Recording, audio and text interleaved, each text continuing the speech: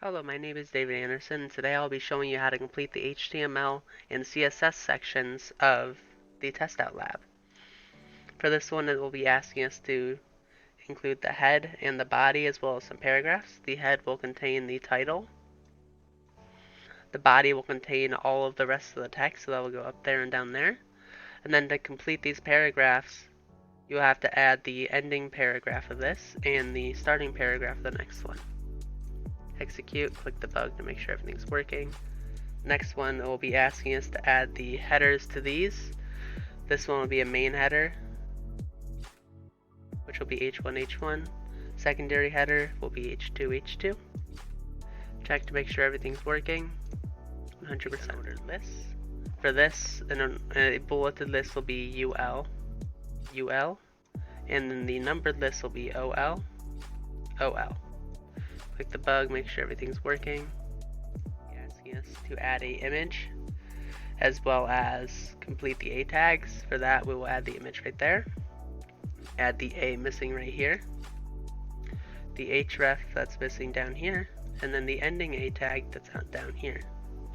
Click the bug, everything's working. This one will be asking us to add a CSS file, which will be the styles.css because it has to have a .css at the end to count as a CSS file. Bug, everything's working. 100%. This section will be the CSS section of the lab. And for this one, it's asking us to match it with the wrapper, which would be 100%. And then for this second one, it's asking us to center it with the dot caption. Click the bug, everything is working. 100%.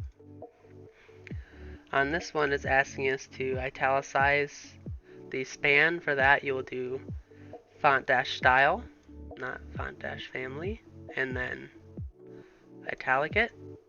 And then it's asking us to make this an H1, H2. It's asking you to the top headings, secondary headings, and then for this one, it will just be body because it's asking you to change all of the text, which will all be contained inside the body.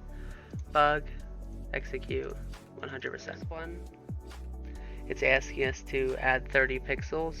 For that, you'll do padding, 30 pixels.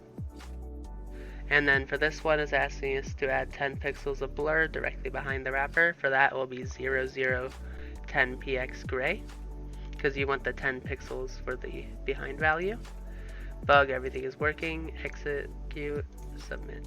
And finally, it'll be asking you to store the ID of button. For that, it will be called color button because of the name of it is actually color button, not button. And for the second one, it's asking you to store the ID of the body. We will be using the quotation marked body, not the less than, greater than body. Bug, execute, everything is working. And we get a little celebratory colors. That'll be all. Thank you for watching my video on how to complete these.